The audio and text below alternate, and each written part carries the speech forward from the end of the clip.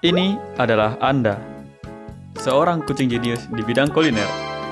Kamu punya produk yang luar biasa, yaitu keripik kentang yang sangat pedas. Ternyata, keripikmu yang sangat pedas ini sangat disukai oleh masyarakat.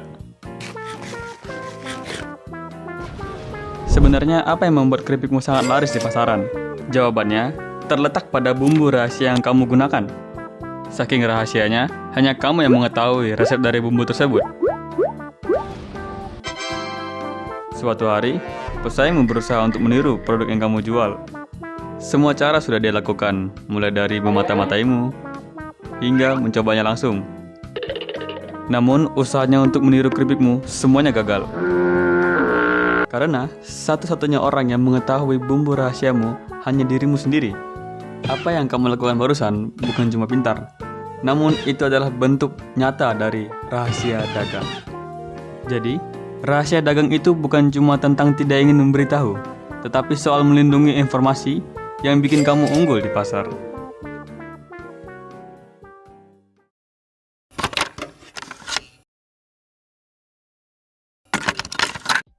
Dalam dunia usaha, tidak semua informasi layak untuk diumumkan ke publik.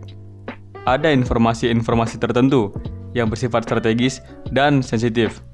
Jika sampai bocor, bisa mengakibatkan kerugian yang besar bagi pemiliknya. Inilah yang disebut sebagai rahasia dagang. Secara resmi, pengertian rahasia dagang telah diatur dalam Undang-Undang Republik Indonesia Nomor 30 Tahun 2000 tentang rahasia dagang. Pasal 1 Ayat 1 menyebutkan, rahasia dagang adalah informasi yang tidak diketahui oleh umum di bidang teknologi dan atau bisnis. Mempunyai nilai ekonomi karena berguna dalam kegiatan usaha dan dijaga kerahasiaannya oleh pemilik rahasia dagang. Ada 3 elemen utama yang harus dipenuhi agar suatu informasi dapat dianggap sebagai rahasia dagang. Di antaranya, 1. Tidak diketahui umum. Informasi tersebut tidak tersedia secara bebas untuk masyarakat umum, baik secara langsung maupun tidak langsung.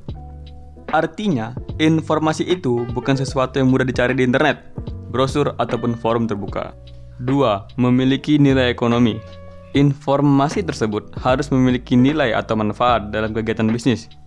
Informasi tersebut memberikan keunggulan kompetitif dan jika diketahui pihak lain, bisa mengakibatkan kerugian. Yang ketiga, dijaga kerahasiaannya.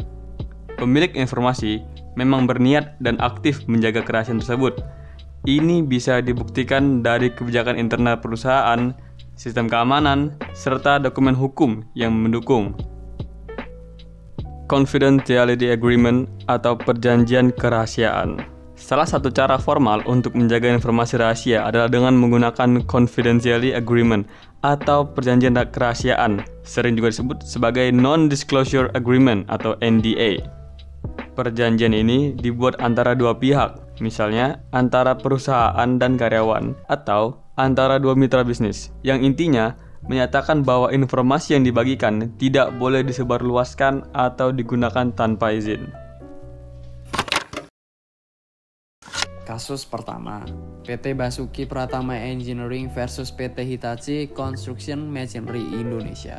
PT Basuki Pratama Engineering atau kita sebut saja BPE, perusahaan manufaktur mesin boiler asal Indonesia, menggugat PT Hitachi Construction Machinery Indonesia, di sini kita sebut saja HCMI, atas dugaan pelanggaran rahasia dagang. BPE menuduh HCMI menggunakan metode produksi dan penjualan mesin boiler milik BPE tanpa izin, yang sebelumnya hanya diketahui oleh pihak internal BPE. Gugatan ini diajukan ke Pengadilan Negeri Bekasi dan berlanjut hingga Mahkamah Agung. Kemudian analisis hukumnya berdasarkan pasal 13 Undang-Undang Nomor 30 Tahun 2000 tentang rahasia dagang. Setiap orang yang dengan sengaja dan tanpa hak menggunakan rahasia dagang milik pihak lain dianggap telah melakukan pelanggaran.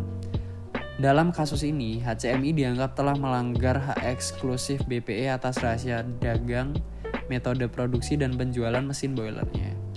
Mahkamah Agung memutuskan bahwa HCMI dan pihak terkait harus menghentikan penggunaan rahasia dagang tersebut dan membayar ganti rugi sebesar 1,2 miliar rupiah kepada BPE.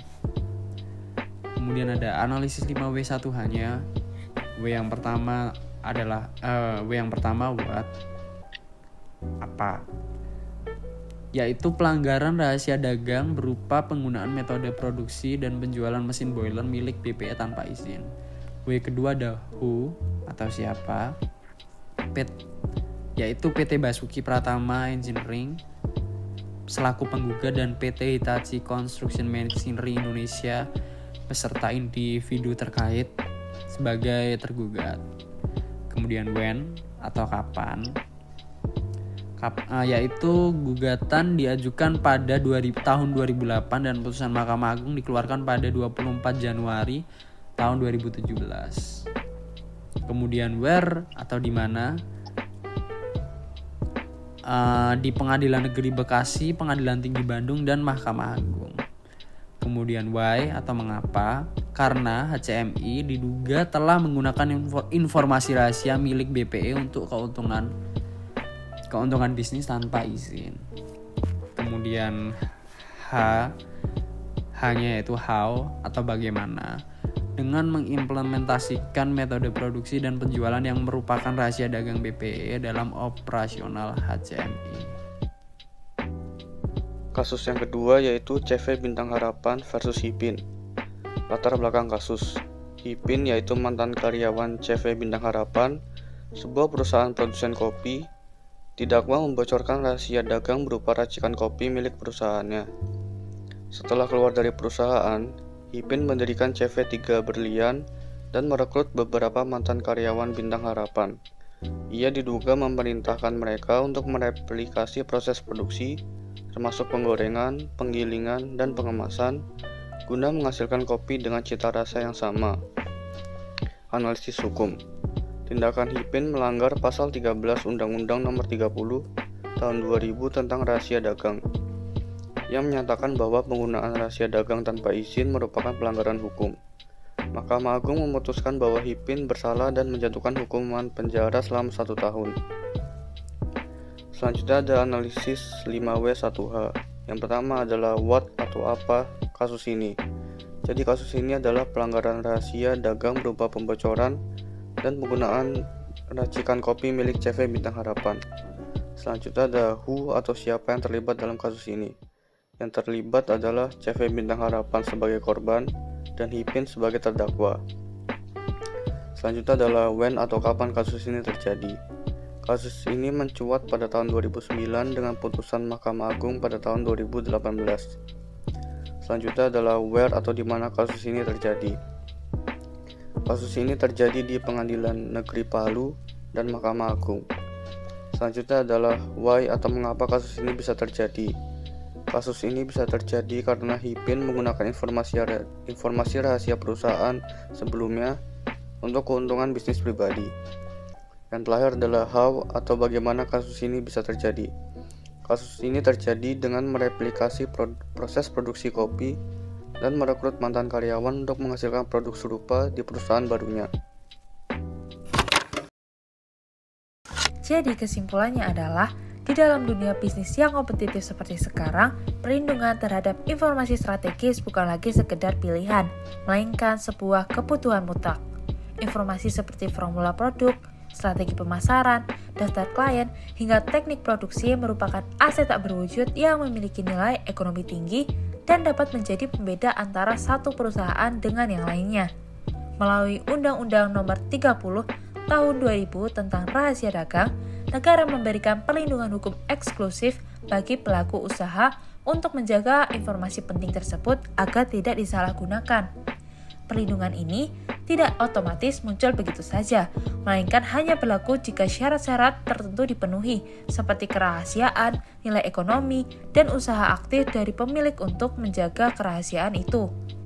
Kedua kasus tersebut menunjukkan bahwa rahasia dagang bukan hanya sekedar informasi teknis, tetapi bisa meliputi proses, strategi, dan bahkan komposisi produk yang sangat menentukan arah bisnis. Maka dari itu, setiap pelaku usaha, baik perusahaan besar maupun UMKM, harus mulai memahami pentingnya menjaga informasi bisnis mereka dengan serius.